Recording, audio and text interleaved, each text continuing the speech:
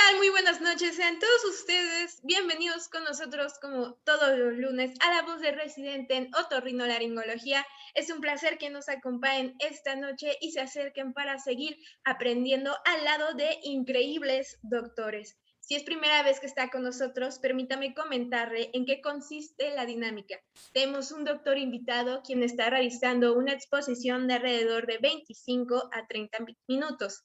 Terminando dicha exposición, tendremos la intervención de doctora mentora, quien nos estará apoyando con complementos, comentarios, felicitaciones, consejos, lo que ella vea necesario. Y esta vez me encanta porque es una doctora que ya estuvo anteriormente con nosotros como expositora, la doctora Cristal, a quien estaré presentando un poquito más adelante. Terminando esto, les recordamos que estamos en vivo por la página de Yo Soy Médico 17 y si en ese caso usted nos está viendo de esta manera y gusta comentar, felicitar o preguntar, puede hacer una parte de comentarios. O si solamente quieren poner un me gusta o un me encanta, también son súper bienvenidos. Pero si por lo contrario nos está viendo por Zoom, porque también estamos en vivo por Zoom y quiere preguntar, comentar o felicitar, que a mí me encanta que feliciten para que me chivien a mis doctores, hay que hacer una parte de chat o de comentarios para poder leérselos a los doctores y que contesten sus preguntas o que sepan sus comentarios. Vamos a finalizar con conclusiones de ambos doctores. Les recuerdo que nos encuentran en Facebook y en Instagram como La Voz de Residente. Tenemos diferentes especialidades a lo largo de la semana, de lunes a viernes. Usted puede decidir qué es lo que quiere escuchar cada día. También recordamos que nos encuentran en Facebook como Medical Legal Center. Pero ya no le voy a quitar más tiempo. ¿A quién van a escuchar a esta noche? Es egresado de la Universidad Vasco de Quiroga, residente de segundo año de otorrinolaringología en el Hospital General del Estado de Sonora, doctor Ernesto Ramos Bowles, el doctor Jaime Emanuel Lorcides Gallardo. Buenas noches, doctor Jaime, ¿sí nos está escuchando bien? Hola, buenas noches. Sí. Muy bien, doctor, entonces lo dejo con el mejor público, que son los residentes de otorrinolaringología. Si gusta, ya puede comenzar con su exposición. Okay. Muchas gracias.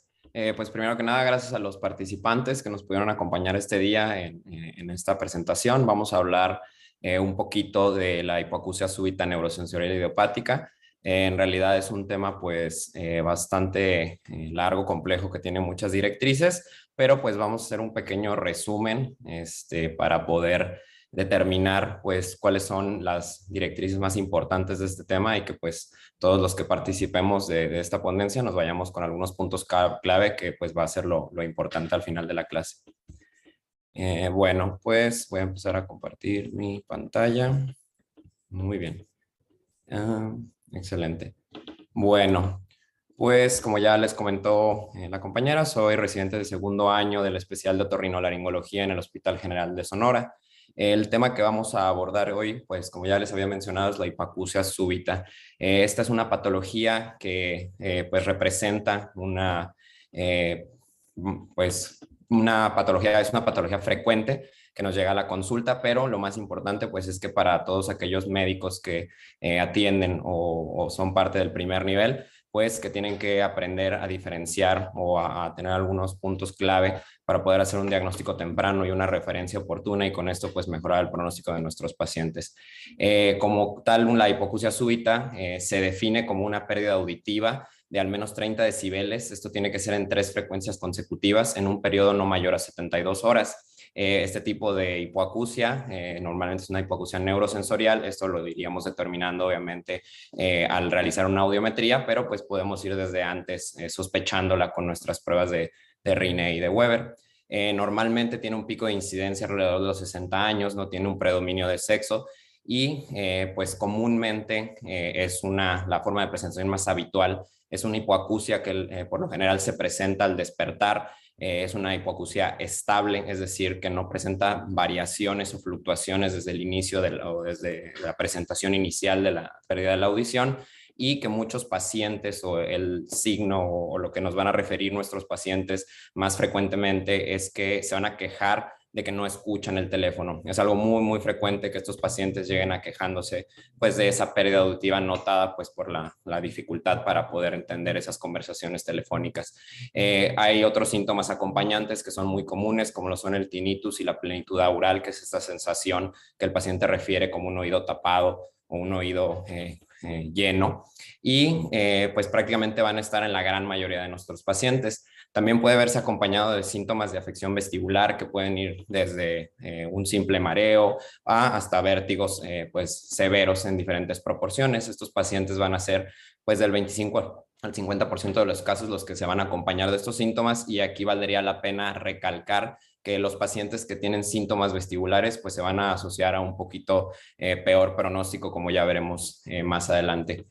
Como podemos observar en la pantalla, estamos viendo una audiometría de ambos oídos, oído derecho arriba, oído izquierdo abajo, donde podemos observar pues una disminución o un descenso de nuestra vía de conducción ósea y nuestra vía de conducción aérea, por lo cual pues determinamos que hay una hipoacusia neurosensorial.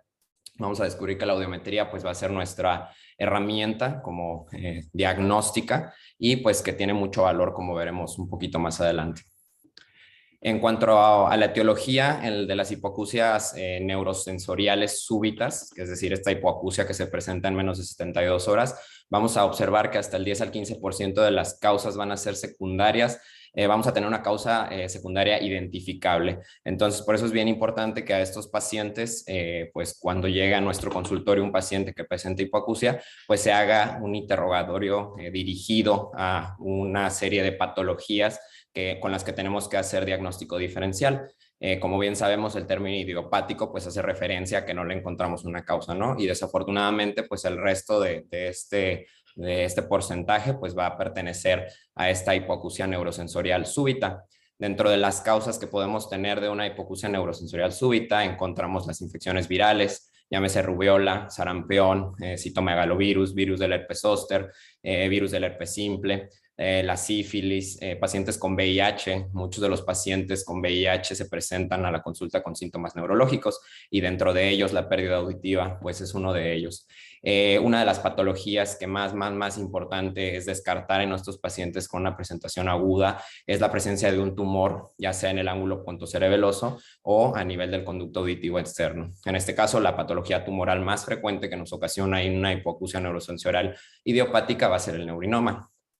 Otros factores de riesgo que debemos descartar es el uso de ototóxicos, no solo los antibióticos. Más adelante abordaremos una pequeña lista de los medicamentos ototóxicos más comunes, pero pues siempre, ¿no? El interrogatorio dirigido a buscar todos estos antecedentes. Trauma acústico y trauma craneoencefálico, que pues son dos patologías diferentes. El trauma acústico es aquel derivado de la exposición a un ruido intenso, o un traumatismo craneoencefálico que pudiera causar con alguna fractura del temporal y con esto pues alguna afección coclear o del nervio auditivo propiamente dicho.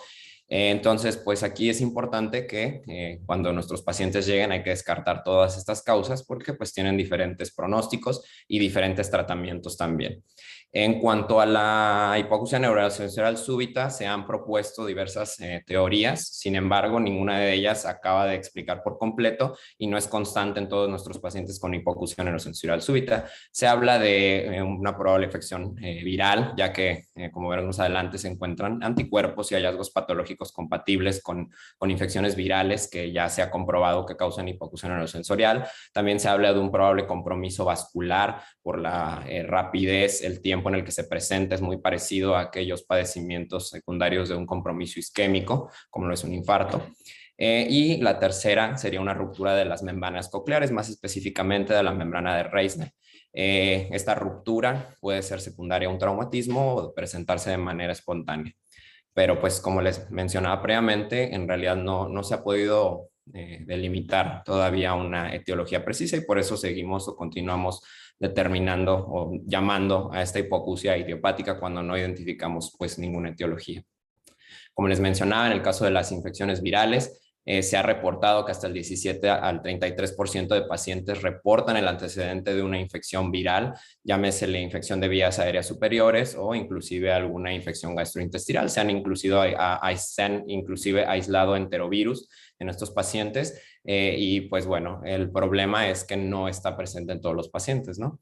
Y de igual, en algunos estudios histopatológicos de temporales post-mortem de algunos pacientes que murieron por alguna otra causa y habían cursado con una hipoacusia neurosensorial, se han encontrado daños compatibles con este daño viral como atrofia de las células ciliares, atrofia de la membrana tectoria, atrofia de la estría vascularis y pues los anticuerpos, ¿no? Que ya les había comentado, pero sin embargo, pues estos hallazgos no son constantes y no todos nuestros pacientes van a tener un antecedente de una infección viral, por lo tanto, pues no podemos atribuirle directamente a esta causa, ¿no? El compromiso vascular, pues como bien sabemos, recordando un poquito de anatomía, la cóclea y en sí todo el vestíbulo y todo el oído tienen una irrigación con arterias muy pequeñitas, provienen de una sola arteria que es la arteria basilar o cerebelosa anteroinferior, después ya de ahí viene la auditiva interna y ya se va dividiendo en coclear, vestibular, etc. Entonces esta irrigación, que es una irrigación que no tiene ramas colaterales, pues es muy propensa a cambios en la irrigación de nuestro oído. Entonces, pues procedimientos que causen hemorragia aguda, trombos, émbolos o incluso vasoespasmo van a conllevar pues a un compromiso de la irrigación de nuestro oído y por lo tanto pues a una hipoacusia neurosensorial por daño isquémico de nuestras células ciliares y nuestro aparato coclear. ¿Cuál es el problema con esta teoría? Para empezar, pues no es compatible en los hallazgos por imagen que se muestran en los pacientes en los cuales se comprueba que esta es la causa. No se ha podido encontrar pues con ese hallazgo por estudios de imagen consistente, principalmente fibrosis, que en la mayoría de los pacientes con hipoacusia neurosensorial súbita no está presente esa fibrosis y por lo tanto pues nos hace dudar de si realmente esta pudiera ser o tendría una implicación directamente en la fisiopatología de la hipoacusia. Lo que sí, pues se ha determinado, la duda continúa o el debate continúa entre si existe alguna asociación a factores de riesgo cardiovascular y si bien no se ha propuesto una relación directa, pero sí se ha encontrado una ligera asociación a tabaquismo y a hipercolesterolemia. De hecho, más adelante en los estudios de laboratorio vamos a ver que muchos de nuestros pacientes van a estar cursando con hipercolesterolemia como hallazgo durante el cuadro clínico. Y lo que sí también, esto sí está comprobado, es que hay una mayor incidencia y mayor severidad de la pérdida, peor pronóstico en pacientes que tienen una diabetes mellitus al momento del diagnóstico. Entonces, aunque no existe todavía una asociación directa a los factores de riesgo cardiovascular, pues sí tenemos una gran proporción de pacientes que tienen algún trastorno metabólico y que pues esto pudiera contribuir de manera directa a la fisiopatología de nuestra hipoacusia. Por último, pues la ruptura de la membrana de Reisner, si recordamos un poco de fisiología, el aparato coclear o el sistema coclear tiene dos mecanismos, uno pasivo y otro activo, y esto pues va en función de la deflexión y flexión de los estereocilios que se encuentran en nuestras células ciliares internas y externas. Esto provoca una entrada de potasio a las células y esto conlleva pues a la despolarización a través de toda una serie de mecanismos que no vamos a abordar por el momento, pero cuando hay una ruptura de esta membrana hay una mezcla de la perilinfa y la endolinfa y con esto hay una mezcla de un electrolito en específico, pérdida de potasio, que este potasio es producido por la estría vascularis, pero pues al haber una combinación de ambos líquidos, pues ya no puede fungir generando esa potencial de acción y pues por lo tanto hay pues una pérdida de la función coclear. De igual manera, pues se reporta en los pacientes que tienen una hipoacusia ya con una ruptura comprobada, normalmente se asocian a que el paciente refiere haber escuchado un pop o un tronido previo al inicio de la pérdida, se asocia a actividad física, pero estos datos no son consistentes en nuestros pacientes que tienen una hipoacusia neurosensorial súbita, por lo cual pues también queda en tela de juicio si realmente pues interviene en la fisiopatología o simplemente es otra causa que descartar de hipoacusia neurosensorial. Y bueno, vamos a pasar al diagnóstico. Es uno de los puntos más importantes del tema y con lo cual pues deberíamos, es en el que, con lo que al final quiero que se vayan.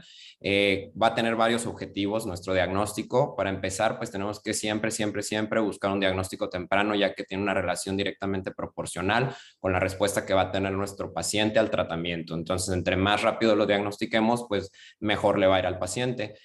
También la audiometría otros estudios nos van a dar información pronóstica que nos van a hablar de qué tanto ese paciente va a tener una recuperación. Nos ayudan en la realización de un diagnóstico diferencial. Como ya vimos, pues hay otras varias causas de hipoacusia neurosensorial súbita, que aunque son un porcentaje pequeñito, pues sí es importante descartarlas para que pues nuestros pacientes puedan recibir el tratamiento específico en caso de deberse a una de estas etiologías. Y pues una de las más importantes pues es la exclusión de una etiología central. Como bien sabemos, la patología tumoral, entre más rápido se diagnostique y más rápido se haga un protocolo de abordaje diagnóstico y terapéutico, pues mejor va a ser el pronóstico de los pacientes. Hay que investigar pues durante la consulta, como ya habíamos mencionado, cualquier factor de riesgo para pérdida auditiva, el uso de ototóxicos, bien importantes las exposiciones laborales que luego se nos pasan. Hay que preguntar si en el trabajo del paciente se está expuesto a ruidos intensos de manera aguda o crónica. Y pues también bien importante no olvidarnos de los síntomas extracocleares, cualquier dato de focalización, cualquier dato de alguna otra enfermedad autoinmune, infecciosa, reumatológica, pues va a ser importante porque como bien sabemos, pues muchas enfermedades nos pueden estar afectando a este nivel y como bien ya mencioné, pues tienen un tratamiento específico distinto. ¿De qué se va a basar o en qué va a constar nuestro diagnóstico? Pues primero, como a todos los pacientes que acuden con una hipoacusia, hay que realizar otoscopía, esto con la finalidad de descartar patología de oído medio y de oído externo, de conducto auditivo externo que sean la causa de la hipoacusia. En segunda línea vamos a tener una audiometría tonal de los tonos puros, que es pues el estándar o el estudio de primera elección en estos pacientes y pues con la finalidad tanto de tener un pronóstico, ya que como veremos más adelante, dependiendo del patrón que tenga esta audiometría, podemos establecer un pronóstico favorable o desfavorable y pues también para excluir que la hipoacusia sea conductiva y pues que ya hablemos de otra enfermedad. También tenemos dentro del arsenal diagnóstico a las respuestas auditivas del tallo y a las emisiones otoacústicas. Estos ya son estudios que se prefieren cuando no podemos realizar una resonancia y estamos sospechando que nuestro paciente tiene probablemente un neurinoma o una patología tumoral. ¿Por qué? Pues se prefiere la resonancia, tiene una mayor sensibilidad para tumores pequeños, menores de 1 milímetro, y las respuestas auditivas del tallo pues tienen un poquito menos de sensibilidad y especificidad, por lo cual pues se prefiere la realización directamente de una resonancia si ya se está sospechando de patología tumoral. Tenemos también las pruebas de laboratorio, que aunque no son de cajón para todos nuestros pacientes, pues más bien van a ir dirigidos a qué pacientes tienen alguna sintomatología pues que pueda ameritar algún estudio en específico. Y pues por último, los estudios de imagen, resonancia magnética principalmente para descartar patología tumoral. En la siguiente audiometría, pues podemos observar, es la misma imagen que ya habíamos visto, una hipoacusia neurosensorial, donde vemos representado el oído izquierdo con disminución de la vía aérea y de la vía ósea con pérdida en las frecuencias bajas. Y precisamente este es un audiograma posterior al tratamiento oportuno con esteroides sistémicos. Entonces vean cómo un paciente puede recuperar prácticamente su audición por completo, la curva regresó a su umbral normal, pues con un tratamiento oportuno. Estas son las diferentes curvas que nos podemos encontrar en la audiometría. Podemos encontrar un patrón en bowl, un patrón ascendente, una curva plana o un patrón descendente. Estos dos últimos, la curva plana como el patrón descendente, son los de peor pronóstico y son los que más se van a asociar pues a una recuperación más tórpida. Otro estudio que nos va a servir mucho y más para nada para descartar patología tumoral va a ser la logoaudiometría o el test de discriminación del habla. Con esto vemos el paciente de lo que está escuchando, qué tanto entiende de verdad las palabras que le estamos diciendo. Entonces se habla de un porcentaje y a cierto nivel. Entonces, pues un paciente normal a 10, 30 decibeles tendría prácticamente un reconocimiento del 100% de las palabras que nosotros le estamos diciendo en ese estudio. Conforme este entendimiento va disminuyendo, pues ya estamos sospechando de una patología coclear. Y en el caso de un fenómeno de regresión fonémica, que es que a mayor intensidad, ya no importa qué tantos decibeles yo le esté mandando al paciente, este paciente en lugar de escuchar más, está escuchando menos. Entonces, cuando encontramos esto, prácticamente es indicativo de que el problema no está en la cóclea, sino atrás de la cóclea, y pues hay que hacer una resonancia magnética pues para descartar que no esté pasando un neurinoma. En caso de que no tengamos la resonancia magnética o haya alguna contraindicación para la misma, pues podemos hacer unas respuestas auditivas del tallo. Las respuestas auditivas del tallo lo que hacen es monitorizar la actividad eléctrica desde la cóclea hasta al folículo inferior y nos da 5 ondas, de la 1 a la 5. Entonces, cuando hay un aumento en la amplitud de la aparición de la onda 5 o desde la 1, pues ya nos está hablando de un proceso el cual está impidiendo la transmisión de ese estímulo. Entonces, pues vamos a encontrar este aplanamiento y disminución en la amplitud de nuestras ondas. Desafortunadamente tiene hasta un 18 a 30% de falsos negativos, entonces pues se prefiere más la resonancia magnética por tener una mayor sensibilidad. Y pues también otra limitante es que este estudio requiere una audición residual de al menos 75 decibeles para poder llevarse a cabo. Si no es así, pues no vamos a poder realizar el estudio y tendremos que considerar algunas otras opciones diagnósticas.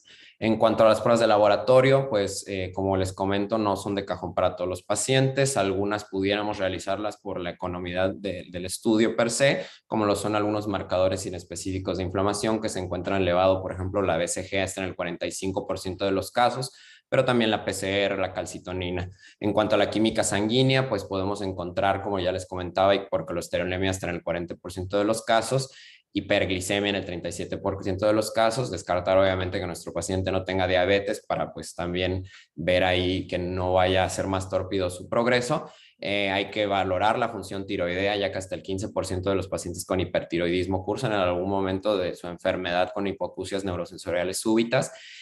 También podemos buscar marcadores de afección autoinmune o reumatológica, como lo son ANAS, factor reumatoide, que estos van a estar presentes hasta el 3 al 23% de los pacientes con hipoacusia neurosensorial, y obviamente pues hay que buscarles qué es lo que está causando la elevación de estos marcadores.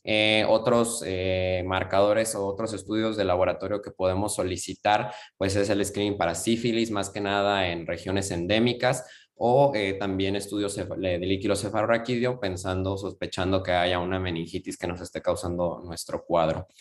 En cuanto a cómo vamos a seguir nuestro diagrama de diagnóstico, pues primero vamos nuestro audiograma. Una vez que tenemos un audiograma para hipoacusia neurosensorial súbita compatible con la clínica de presentación, pues hay que valorar, tiene indicaciones para realización de un tumor. Si no es así, pues ya pasaríamos al tratamiento, y si es así, resonancia magnética, dentro del cual los cortes ponderados en T2 van a ser los que más nos van a ser de utilidad. En caso de que no se pueda realizar la resonancia, pues ya pasaríamos a realizar respuestas auditivas del tallo.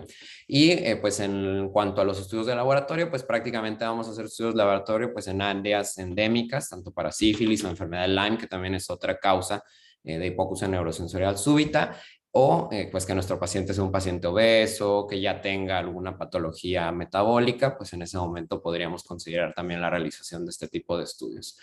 En cuanto al neurinoma, pues va a tener una incidencia del 0.8 al 3% de nuestros pacientes con hipoacusia neurosensorial súbita. Lo ideal pues es la realización de una resonancia magnética. En la imagen podemos observar el patrón clásico característico en cono de lado, donde observamos un defecto de llenado correspondiente a la lesión rodeado del líquido cefalorraquídeo que pues prácticamente está en el conducto auditivo interno. En esta imagen también podemos observar pues cómo todavía en este caso la lesión todavía no afecta la cóclea. Esta es nuestra cóclea y pues nuestra lesión con su defecto de llenado. En T1 contrastada también podemos encontrar pues ya imágenes, lesiones, perdón, más amplias que ya estén invadiendo el ángulo pontocerebeloso. Se habla de colas durales, que son estas pequeñas proyecciones en la dura de la lesión, y pues que hablan ya de una lesión más extensa. Entonces esto sería lo que encontraríamos en un paciente con un neurinoma, ¿no? Es ya otro tema y pues ya no vamos a profundizar mucho en ello. ¿Qué otros diagnósticos diferenciales aparte del neurinoma? Pues cualquier infección viral ya conocida como causa de la hipoacusia, como lo son las parotiditis, el sarampión, la rubiola, citomegalovirus, virus del herpes zóster, y estas pueden estar presentes hasta un mes antes de la pérdida. En el caso de la sífilis, pues esta puede estar en cualquier etapa clínica, tiene una incidencia menor del 2%, no es tan común, pero puede presentarse aislada o con síntomas vestibulares. y cuando se presenta con síntomas vestibulares suele ser más grave. En el caso de la enfermedad de Lyme es una causa ya establecida de parálisis facial por afección del canal 7 y pues también puede haber una afección coclear o se piensa que también pudiera estar afectando el vestíbulo coclear. Desafortunadamente tienen un pronóstico, un pobre pronóstico incluso con antibióticos, pero pues bueno, hay que descartarlo en caso de que la sospechemos, ¿no? El VIH, como ya les comentaba, en el caso del VIH también hay que pensar que hay una reactivación de una sífilis latente en estos pacientes. En el caso del trauma, pues hay que solicitar estudios de imagen, ya sea en caso de un trauma, el traumatismo craneoencefálico, para descartar pues una fractura del hueso temporal que esté involucrando la cóclea y que esto nos lleve a una hipoacusia neurosensorial, o en el caso del trauma acústico, pues realizar los estudios pertinentes. Otro de los diagnósticos diferenciales es la fístula perilinfática. Esta puede ser congénita o traumática y normalmente, como ya les había mencionado, si recuerdan, si pensamos en esta etiología, normalmente aparece después de un esfuerzo intenso, actividad física intensa, pero también se puede desafortunadamente presentar de manera espontánea. En este caso, lo que nos va a ser más de utilidad es la tocopía neumática porque desencadena los síntomas al meter presión.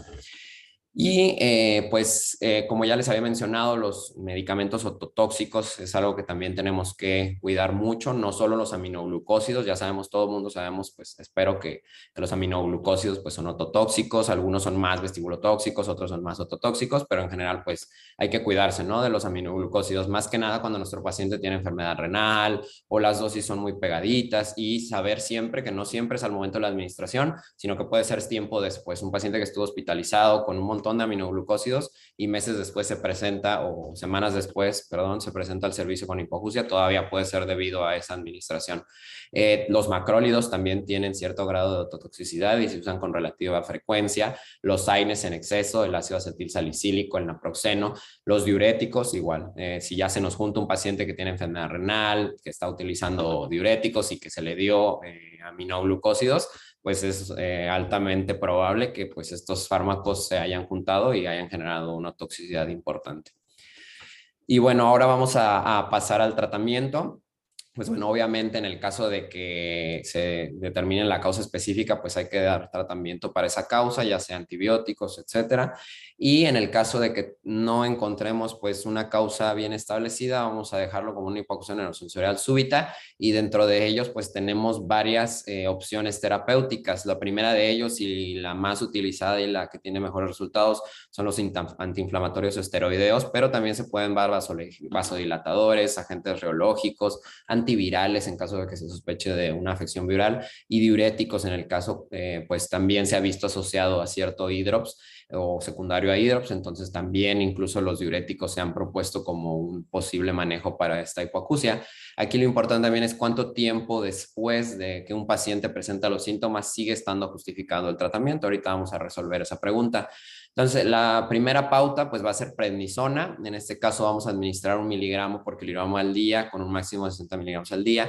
Esta se administra por un periodo de 10 a 14 días, no sobrepasando los 20 días de tratamiento y pues el mayor rango de efectividad va a ir cuando la pérdida es desde 40 a 90 decibeles. Más de 90 decibeles, la verdad es que pues aunque se siga dando el tratamiento, ya el pronóstico es muy, muy desfavorable.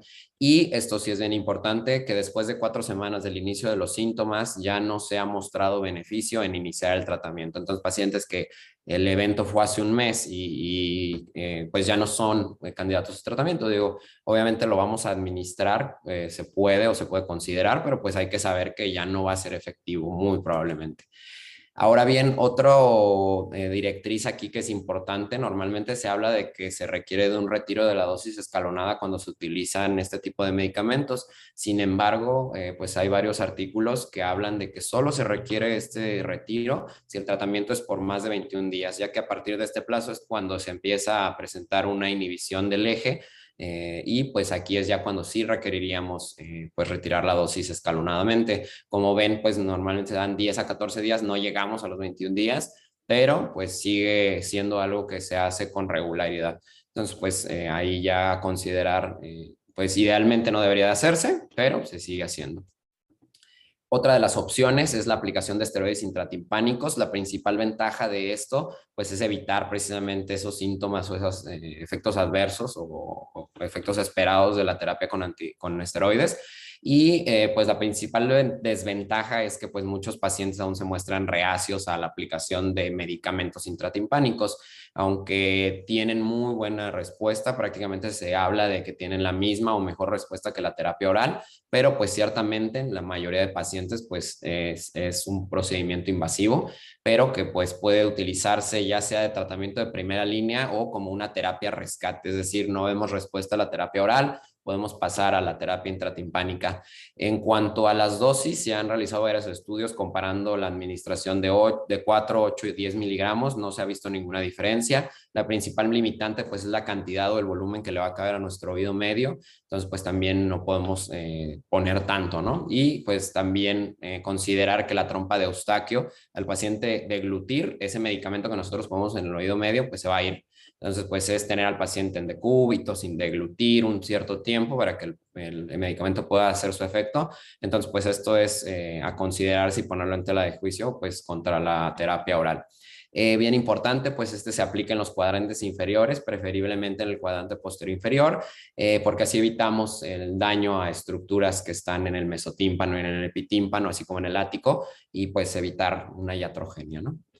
Otras alternativas terapéuticas son los vasodilatadores, entre ellos la betaistina, el ácido nicotínico, la papaverina, se utilizaba previamente muy frecuente en este tipo de pacientes. Agentes reológicos podemos complementar con pentoxifilina.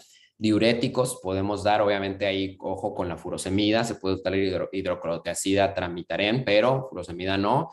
Y también se utilizan algunos medios de contraste como los derivados del ácido triodobenzoico o el oxígeno hiperbárico también se ha descrito como una buena opción terapéutica. Sin embargo, pues lo primerito, esteroides, ¿no? En pacientes con mal pronóstico podemos intentar una terapia escopeta, que es pues dar varios medicamentos, podemos dar una combinación de esteroides, vasodilatadores y agente reológico, por ejemplo, que es una buena alternativa, pero pues en pacientes que pues queramos mejorar un poquito el pronóstico, ¿no? Y pues como ya habíamos hablado, por último, el pronóstico pues va a tener una relación inversa entre la severidad de la pérdida y la recuperación. Pacientes con más de pérdida de más de 90 decibeles ya va a ser muy, muy difícil que recuperemos. El tiempo al que se inició el tratamiento, más allá de 4 semanas, ya la recuperación es muy, muy poco probable. Y otros factores de mal pronóstico, pues una audiometría con un patrón descendente o plano, síntomas vestibulares severos, presentaciones a edades atípicas, niños o mayores de 60 años, y una disminución marcada o que no guarda relación con nuestra audiometría, que es decir, que la audiometría tiene una pérdida leve y él tiene muy poca discriminación, pues también se va a hablar de un mal pronóstico. Pero afortunadamente, hasta un 30-65% de los pacientes que tienen la hipoacusia van a tener una recuperación espontánea con y sin tratamiento. Esto es interesante, pues, porque nos habla de que en realidad no sabemos todavía ciencia cierta qué es lo que está pasando, porque pues al responder tan bien de manera espontánea, pues queda la duda si ese paciente de igual manera con o sin tratamiento iba a mejorar. Pero lo que sí pues se ha visto es que hay una recuperación más rápida y una mejoría en el pronóstico, así que pues esto no descarta que demos el tratamiento, ¿no? Entonces, pues es un tema bastante amplio, obviamente intenté resumirlo lo más que pude y espero que no hayan quedado muchas dudas o que se haya abarcado pues la mayor cantidad de información posible para que pues pueda servir en su práctica diaria. Y sería todo. Muy bien, muchas gracias, doctor Jaime. Ahora me gustaría recordarles que si tienen alguna duda, como comentaba el doctor Jaime, hay que escribirla en la parte del chat en caso de que nos estén viendo por Zoom o en la parte de comentarios si usted nos está viendo por Facebook. Ahora voy a pasar a presentar a nuestra doctora mentora que nos estará acompañando para dar comentarios esta noche. Ella tiene licenciatura en medicina por la Universidad de Sonora, está cursando el 4º año de otorrinolaringología en cirugía de cabeza y cuello. Y ella es coordinadora de residentes del servicio de otorrinolaringología, la doctora Cristal Acuña. Bienvenida, doctora Cristal. Ahora como mentora, ¿sería tan amable de regalarme comentarios, complementos para el doctor Jaime o para sus compañeros residentes? Hola, gusto de estar aquí otra vez. Muchas gracias. Pues creo que fue una plática pues bastante completa, más que un resumen, fue una plática muy completa, se abarcaron pues todos los puntos. recordar, más que aclarar, es recalcar de lo que comentó ya mi compañero, la importancia de considerar no nomás el tratamiento bioral, sino ya la terapia intratimpánica que ya tiene rato descrita y que es algo que nosotros como residentes o ya como adscritos podemos hacer de una manera muy fácil, no se requieren tantos recursos. Y hablar con los pacientes y explicarles que pues es una buena opción y como dijo ya mi compañero Emanuel, incluso ya hay bibliografía que comenta que se ven mejores resultados con el esteroide intratimpánico. Todavía es algo que está en estudio, hay múltiples terapias, se puede usar metilprednisolona, dexametasona, que a veces pues la tenemos más a la mano. Y otro punto importante, el hacer un diagnóstico adecuado, si bien como dijo Emanuel, la mayoría de las hipoacusias súbitas van a ser idiopáticas, va a haber un porcentaje que tiene otras causas y importante que no se nos pasen, sobre todo las causas centrales, los tumores, ya como lo más frecuente, el schwannoma vestibular. Y por eso es importante pedirle estudios de audición y una logoaudiometría nos ayudaría mucho a orientarnos en caso de que se tratara de un schwannoma vestibular, ya que en una patología retrococlear encontraríamos ya pues alteraciones probablemente en la logoaudiometría y ya nos orientaríamos para poder hacer aquí el diagnóstico diferencial. Pues es todo. No sé si hay alguna pregunta. Muy bien, doctor. ¿Sería tan amable de contestar una pregunta? La doctora Cristal ya la contestó de manera escrita, pero para saber su comentario, un usuario pregunta, porque no tengo nombre. Buenas noches, mi pregunta es ¿qué tan frecuente es en su práctica la hipoacusia durante el COVID o como secuela? Y si da alguna recomendación para evitar ese daño. Hola, pues fíjate que es interesante la pregunta porque sí, efectivamente, estamos recibiendo a un gran número de pacientes que si bien no es excesivamente frecuente, sí se está presentando, ¿no? No te podría hablar de una incidencia exacta porque pues todavía no tenemos pues un estudio que me anime a decirte exactamente cuál es la incidencia, pero sí se ha presentado, ¿no? Te estoy hablando de que desde que inició el COVID, 4 o 5 pacientes que hemos visto por ahí que han llegado con hipoacusia y no tanto súbita, sino una hipoacusia más progresiva, mucho después de las infecciones por COVID y que incluso algunos están refiriendo con el proceso de vacunación. Entonces, pues es algo delicado porque si bien, pues tendremos que estudiar bien a esos pacientes, ver qué tanto sí de verdad se debe al COVID. Hay que excluir muchas otras causas de hipoacusia porque ahí al ya no ser una hipoacusia súbita, pues ya no podemos atribuirlo pues a esta patología y hay que buscarle pues muchas otras causas de hipoacusia nervosensorial. Entonces sería muy interesante pues darle un seguimiento a todos los pacientes que pues presentaron una infección por COVID y hacer ya una búsqueda intencionada de esa pérdida auditiva en estudios de audiometría y creo que sería un tema bastante interesante abordar en el futuro. Muy bien, muchas gracias, doctor. Doctora, usted también ya había visto que había complementado de manera escrita, así que muchas gracias. Sí, ¿Quiere agregar algo? Sí, como dijo mi compañero, no podemos pues atribuirlo porque faltan estudios, como la mayoría de las cosas ahorita con este virus, ¿no? O sea, muchas cosas están en estudio, entonces no podemos tomarnos el atrevimiento de atribuirlo al COVID, las causas de hipoacusia que nos lleguen, porque es algo que tiene muchos factores y como le escribía aquí a la persona que preguntó, lo importante no automedicarse porque pues eso sí sería una causa que podríamos probablemente asociar los fármacos ototóxicos que ya mencionó Emanuel, que son bastantes. Muy bien, les leo otra pregunta, la puede contestar cualquiera de los dos. Buenas noches, ¿el uso clínico de furosemide en paciente con insuficiencia renal es irreversible? Mil gracias. Depende del daño coclear que haya.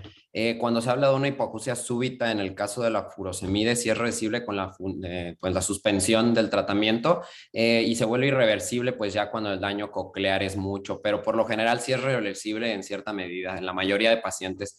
Normalmente ahí la dificultad que se presenta con la furosemida es que normalmente pues son pacientes que también tienen otros factores de riesgo de pérdida auditiva. Entonces no solo es la furosemida lo que habría que valorar. Si bien la recuperación puede presentarse, si habláramos solamente de la furosemida, pues habrá que valorar si este paciente no tiene algún otro factor de riesgo. Doctora Cristal, ¿gusta complementar? Sí, de acuerdo con lo que dijo Manuel. Muy bien, entonces nada más voy a pasarles a leerles felicitaciones porque no hay preguntas. Muchas felicidades, claro y conciso. Ana Paulina comenta, muchas felicidades, excelente ponencia. Rubén Velázquez comenta, muy buena presentación, muy dinámica y muy claro, aunque el tema era un poco complicado. Vanessa comenta, felicidades, doctor, saludos desde Puebla. Javier comenta, muchas felicitaciones, muy buena clase. Y Rocío Guzmán comenta, felicidades a los doctores, muy buena presentación, muy dinámico. No veo preguntas. Minerva Contreras comenta, felicidades, doctor, gracias. Y Karime, excelente ponencia. De nada. María del Coral Patricia comenta, felicidades desde Puebla. Así que, Gracias. doctores, serían tan amables de regalarme conclusiones. Empiezo con usted, doctor Jaime. Bueno, pues como conclusiones, lo primerito, pues identificar a estos pacientes, bien importante, no alargar su diagnóstico y oportuna referencia. Pues desde el primer nivel ya pueden irse ya con una audiometría para que ya lleguen con nosotros con una audiometría. Eso es de muchísima utilidad porque pues nos ahorra algunas horas que son muy buenas en cuanto al inicio del tratamiento. El diagnóstico, pues no tenerle, no atribuirlo, porque muchas veces con la hipoacusia desafortunadamente, y más que nada en pacientes mayores, se suele tener el pensamiento común de, pues es por la edad o atribuirle a otra cosa y pues ya buscar la atención muy tarde, ¿no? Entonces, pues todos los médicos por ahí de primera línea, pues que no tarden en hacer la referencia. Y en cuanto al tratamiento, pues como ya comentó mi compañero Cristal, a todos mis compañeros otorrinolaringólogos residentes, pues ya empecé a hacer, ¿no? Se puede hacer por endoscopía, se puede hacer por visión directa, bueno, microscopía. Entonces es bastante sencillo, con la práctica adecuada se puede lograr una aplicación pues que sí les cambia el pronóstico a los pacientes. Muchas gracias, doctor. Doctora Cristal, ¿me regala conclusiones? Sí, claro.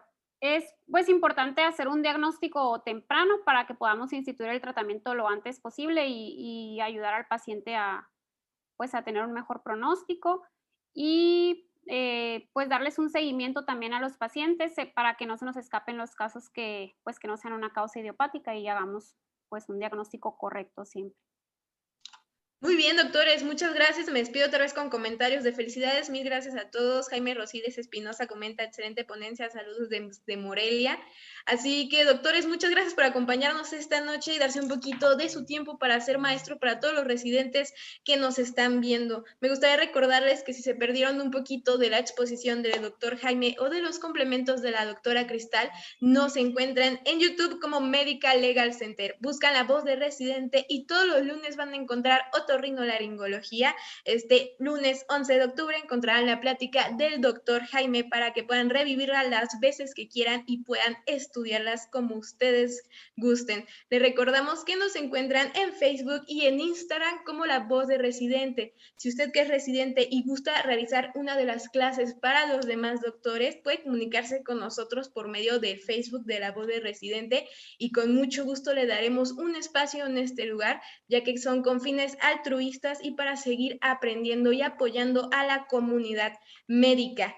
Ahora me gustaría dirigirme a usted, jefe o jefa de residentes, si requiere alguna de nuestras pláticas para adiestramiento o capacitación en temas médicos legales, comuníquese con nosotros al correo electrónico atención.mlc@gmail.com. Atención, hay que escribirlo sin acento, .mlc@gmail.com, y estará recibiendo de nuestras pláticas de manera gratuita en esta temporada de pandemia. Muchas gracias, doctor Jaime y doctora Cristal. Que tengan muy bonita noche y muchas gracias por acompañarnos. Gracias. Hasta luego.